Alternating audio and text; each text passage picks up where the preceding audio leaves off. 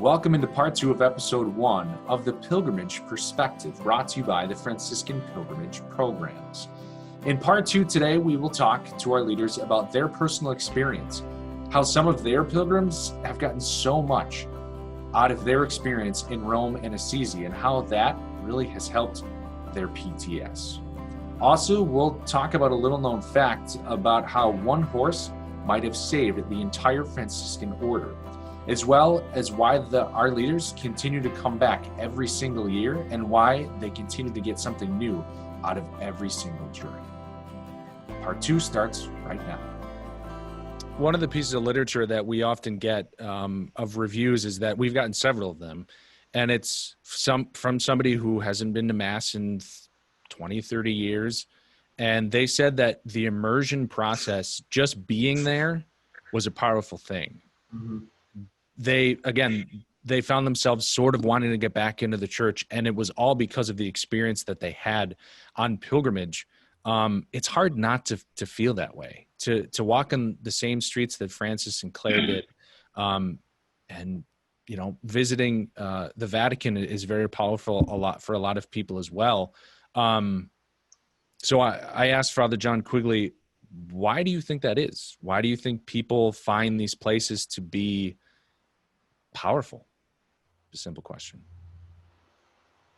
Well, first of all, they do find them powerful, different, and each one is very different. Like even if we start in Rome before we get up to Assisi,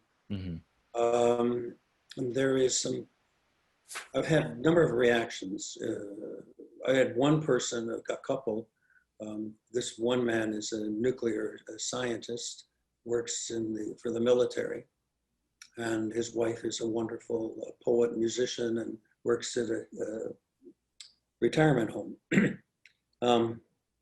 He was so upset by Rome that he told his wife he was going to leave the next morning, return back to Dayton, and it was a very visceral hostility towards the church, especially when we were in St. Peter's Basilica, and he felt all this and all of the sexual crimes of the priests, and it's been hidden by the popes, etc. All this just swarmed over him.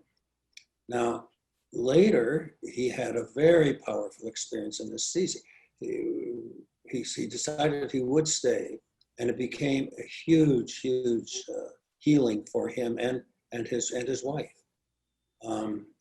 Other people have been in the same place, sitting next to him in St. Peter's Basilica, and were transported into a wonderful experience of universal church. So people come and they have to unpack or sort their own baggage when they're with us, when we're together. I begin the pilgrimages with 2 talks. One on the Eucharist, because a lot of people are not Catholic. A third of our groups have not been Catholic, especially like the leadership group from the different hospitals and mostly hospital people. They bring their spouses, and their spouse or one of them is not Catholic. Also a group that I do on my own from Cincinnati area, and that half of the people are not Catholic. So I try to explain to them what we mean by the Eucharist, by the Jewish tradition of remembrance, and then say that, you know, if you can believe that this is, if you can believe that with us in this moment of the real presence of Christ, then participate as completely as you're comfortable, as you'd like. That has been a very powerful experience for people. They feel it's in a protected environment where they can celebrate the Eucharist. They have a deeper understanding of what it is. The other talk that I give, and I said it takes about 2 hours the first morning in Assisi, and that is on Francis and post-traumatic stress and how that damaged his life. It wasn't the battle, because he was in 2 or 3 battles before that, and he didn't have much stress. But it was the imprisonment and then his reflecting on his battle afterwards, that he came face to face with the killing, the killing or the murder that he was part of, the violence, and the reasons he was fooled into this. That really hits people very deeply. And so that when we go to the other shrines, we see those shrines in terms of that inner suffering of Francis and the healing that was going on. So people can identify with those movements in their own lives, their own experience, whether it's coming out of a terrible childhood or the loss of a child, or different ways people are traumatized. Yeah. Hey, John, I think another thing that perhaps was part of it was, why did he survive? And, the survivor's guilt that you hear a lot of from people who've been in combat. And I think perhaps that played a role. One of the things I read more recently, which I found fascinating, do you know why he probably survived the Battle of Calistrata? The battle at Calistrata. Okay, why? Because he was on a horse, and they figured he'd be more to them alive than dead. Yeah, because he would look like he had money. He had backing. With the horse would mean that you had some kind of means, and so he would have been probably considered a war trophy to bring back alive. And so he probably was rubbing shoulders with his comrades who weren't wealthy. And then you see afterwards, you see this whole emphasis on pouring himself into poverty, where he then, his journey afterwards then comes connecting with some of the people who more than likely died because they didn't have a horse that he was in battle with. I would just, in terms of from a talk on PTSD and people who've been in combat, and this is where I think the program is so effective. Conrad served over 20 years with the Navy, with the Marines. I've done 20. Bill, I did serve a little bit with the Air Force, but I consider myself more of an Army person for 22 years. And so I think it's important not to, winning and losing is probably not a good perspective when we're working with veterans with PTSD. Also looking at it as being fooled. I think sometimes when people are younger and more impressionable, they can very much be drawn into some ideological battles that lead to trauma. And I think that's well noted when we start getting into such things as moral woundedness. But I think at the same time, it's important to kind of, those are statements that have very powerful reactions for people who are career soldiers, Marines and airmen and warriors that who try to stay in there despite the ideology. As we mature, those ideologies change. I certainly know people who were traumatized at a young age and felt that they were duped into it, and be mindful of that and to be helpful. But when you start getting into winning and losing, it starts setting a stage where it could rub people the wrong way, especially career soldiers. There's a series of new Marine posters out, or advertisements all over on the billboards. And for Marines, battles are from within. And it talks about the ethos of the Marine Corps, which is basically honor, courage, and commitment, and the betterment of the person. And if we leave this COVID, I think we are talking about honor, courage, and commitment to,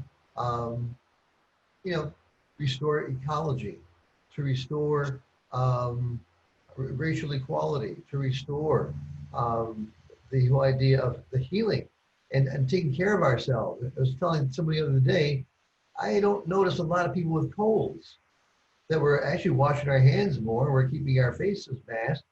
But I think, like in Arizona, they have the healing of memories, that bad things happen, we could take them and get the lemon and make lemonade out of it. So Francis did exactly that. And I still think that for the post-COVID world, I think Francis of Assisi is definitely somebody to consider.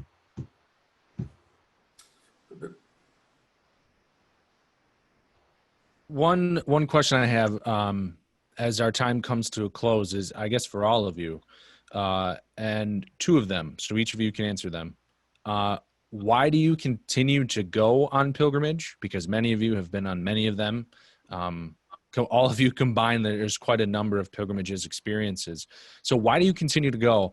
And the second one is, if someone approached you specifically this time that has PTS, why would you encourage them to go?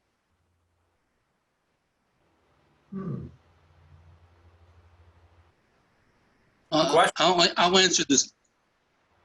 I'll take the second question. Because I have been doing recruiting, and many of the people that I talk to are not Catholics. They are veterans or would want to consider coming on not a veteran pilgrimage, but another one.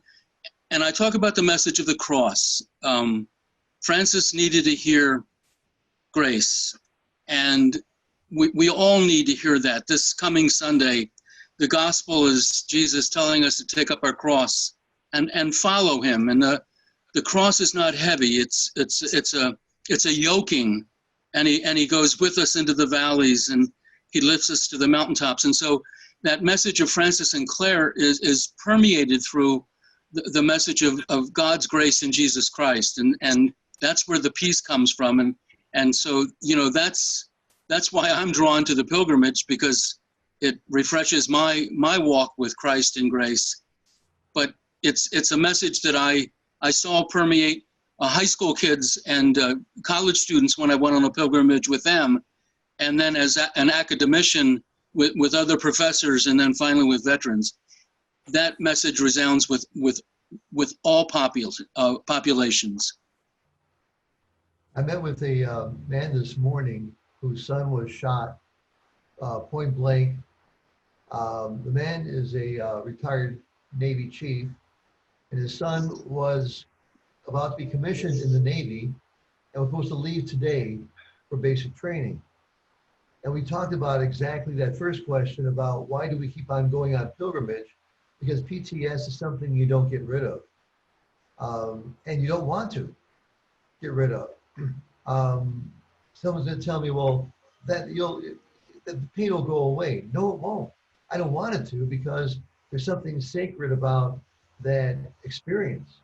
And as we talked about that this morning, and I think I encourage people to keep going on pilgrimage, maybe not necessarily the same one, but God continues to appear to us on different parts of the journey with a different insight.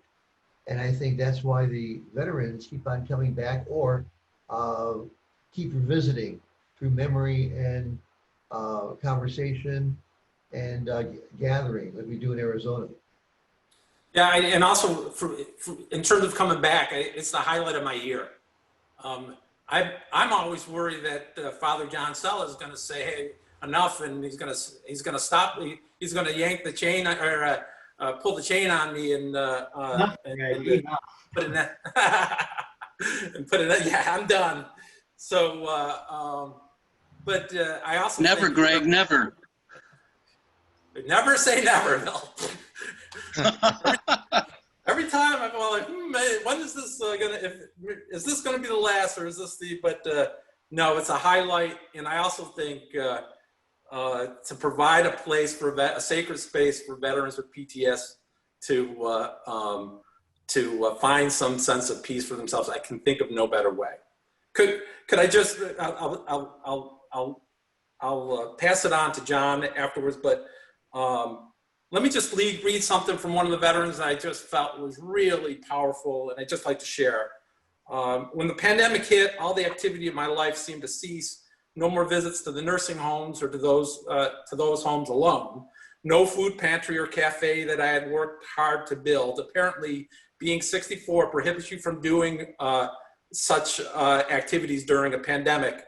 No job, no mask. It seemed every day another activity was taken away from me. There was nothing left. But I thought of St. Francis and his times of solitude, his hiding from his father in the little church in San Damiano, his time in places like Poggio Bastone or Laverna, his walks through the streets of Assisi and being tormented by former friends.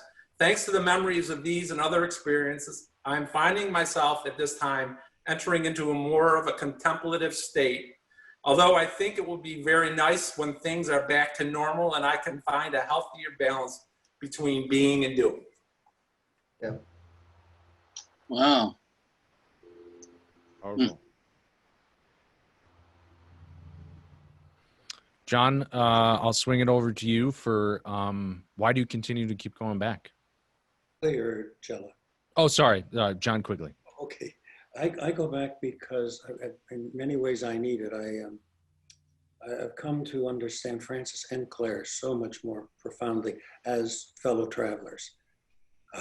And my admiration for Francis and for Claire continues to deepen in a real extended way, and understanding the bond that they felt in the first community, what that was like, the energy and the challenges that they had.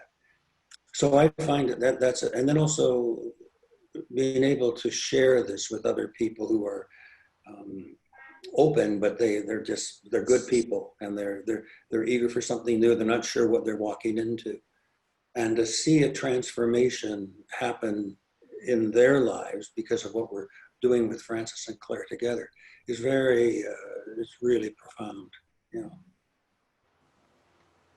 Okay. John,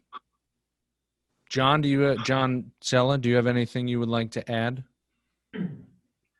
No, I'm very touched by what I've heard, and I appreciate very much what you guys have said. I think it'll be awesome what you are saying right now to be a great help for our pilgrims. I'm very grateful to you for that.